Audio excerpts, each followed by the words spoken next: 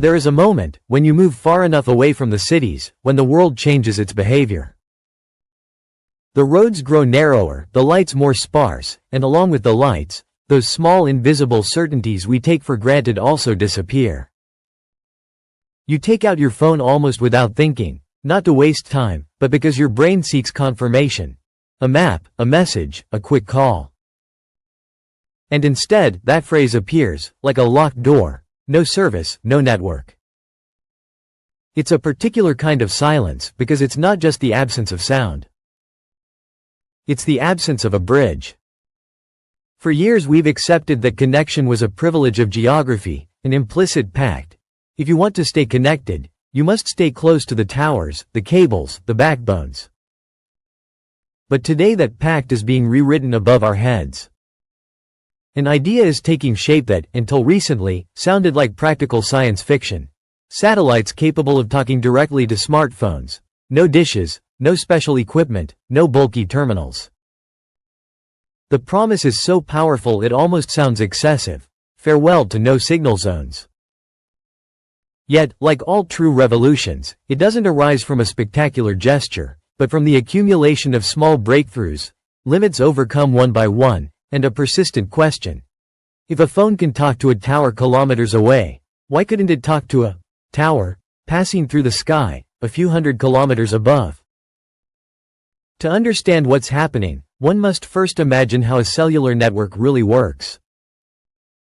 The phone doesn't get the internet the way it gets air. It has to negotiate a radio channel with a base station, a tower or an urban antenna. That base station is connected to a larger network made of fiber, radio links, exchanges, and servers. The phone sends and receives electromagnetic waves, and it does so at limited power because it must consume little energy, generate little heat, and respect strict rules to avoid interference. That low power is one of the reasons why the signal dies when the tower is too far away or shielded by mountains, buildings, or thick vegetation.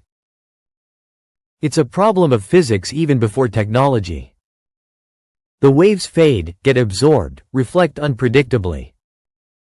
The phone, in the end, is a tiny object trying to shout with a deliberately soft voice.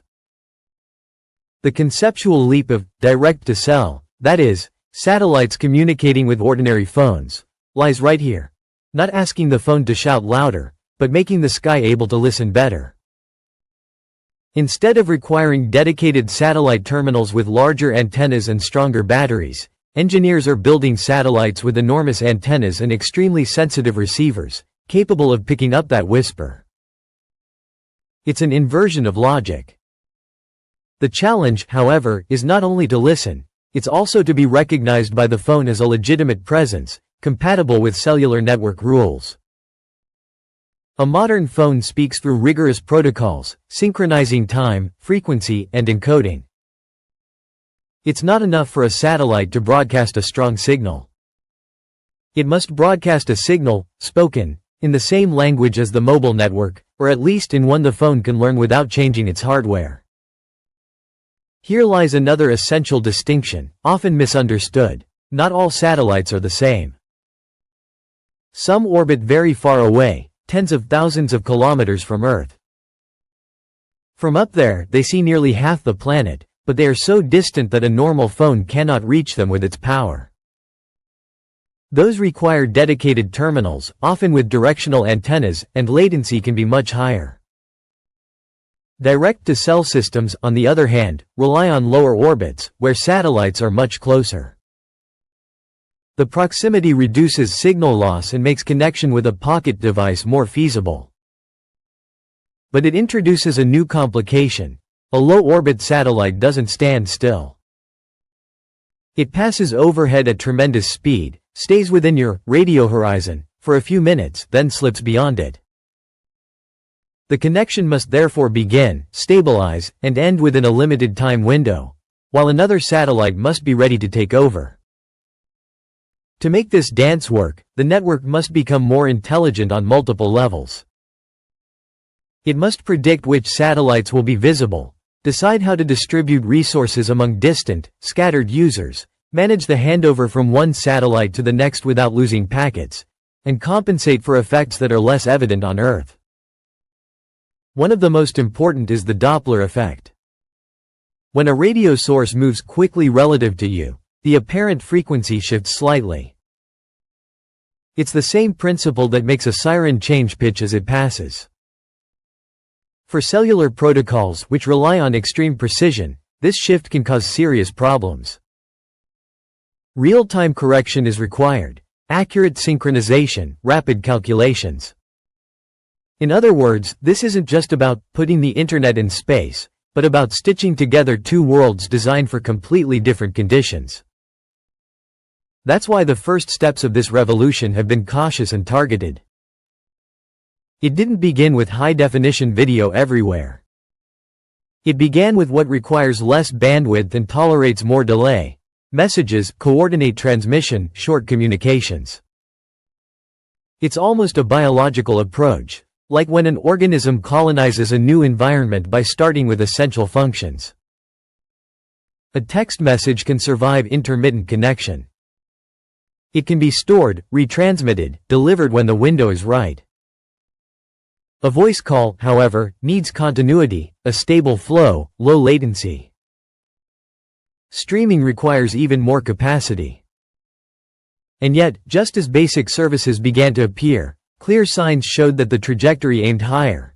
Demonstrations of voice calls and increasingly complex data exchanges using standard smartphones, with no external antennas. These experiments have a value that goes beyond technology. They reshape collective imagination. They turn the satellite from a distant object into a part of everyday life. From the user's point of view, the magic is that the phone stays the same. You don't have to learn new habits or install anything. But from the network builder's perspective, it's like making a messenger cross a bridge that appears and disappears without the messenger noticing. And while that bridge moves, millions of other phones might try to use it at the same time. That's why the promise of goodbye no service must be understood realistically, not as a total replacement for terrestrial networks, but as an extension, a safety net, a second layer of coverage that activates when the main one fails. It's the difference between a world where being outside the city means isolation, and a world where being outside the city means being slower, more essential, but not silent. In the first case, you can't call for help. In the second, at least a single phrase can go through. And just when this idea already seems enormous, an even more interesting chapter opens, the one about standards and shared rules. Because the true revolution isn't that a single phone can connect once, in a test. The true revolution is that millions of phones can do it coherently, safely, compatibly, across countries, carriers, and models. That's where technical specifications, radio bands, licenses, and industrial cooperation become part of the story, even if we don't see them. The sky isn't a borderless territory. Radio frequencies are regulated resources. If a satellite transmits within a certain range, it must do so without interfering with existing services, without creating chaos in terrestrial networks, without generating spectral noise. This complexity is one reason why expansion happens gradually, by regions, by agreements, by phases. But it's also why, once overcome, the change becomes stable. When a protocol enters the standard, when a chip supports it natively, when an operator integrates it into its systems, the technology stops being an experiment and becomes infrastructure. And infrastructure means behavior changes. Not instantly, not with an announcement, but through small gestures. A hike where you no longer need to plan coverage spots, like oases. A cart trip where a side road no longer feels like a leap into the void. A fisherman, a forest ranger, a technician at a remote site, someone living in an isolated community, all begin to feel that the phone is no longer tethered only to the plane's pylons. Yet, at this stage, the most concrete questions emerge, the ones that determine whether the revolution will truly be universal or remain a niche service. The first question is, how much sky do you need? Because direct communication with satellites generally requires a clearer line of sight. If you're deep in a gorge or under dense cover, the waves may not reach you. It's not a moral limit, it's geometry. Radio waves behave like invisible light, they need a trajectory. They can reflect, yes, but not reliably. So the realistic promise becomes this: wherever you can see a portion of sky, your chances of connection increase. The second question is, how much capacity is there? A satellite covers a vast area. That's an advantage, but it also means that radio resources must be shared among many users. That's why initial services focus on light priority communications. In an emergency scenario, the network can give precedence to critical messages and limit everything else. It's a philosophy different from that of urban areas, where the goal is speed and abundance. In the sky, at least at the beginning, the goal is minimal continuity. The third question concerns energy. Every transmission consumes battery power, and a more difficult connection can require repeated attempts, synchronization, longer acquisition times. Smarter systems try to reduce that cost, for example, by scheduling transmissions when the connection window is favorable, preventing the phone from sending in vain. It's a dance between hardware and software. Larger satellite antennas that gather weaker signals, algorithms that reduce redundancy, robust encodings that tolerate errors without constant retransmissions. And here a nearly counterintuitive truth emerges. The future of space-based internet on phones doesn't depend solely on launches and rockets, but also on lines of code, on compression choices, on routing rules, on how a network decides to treat a single data packet. Then comes another issue, perhaps the most delicate: security and reliability. If a phone can connect to a satellite as if it were a cell tower, it must also be able to verify that the tower is authentic.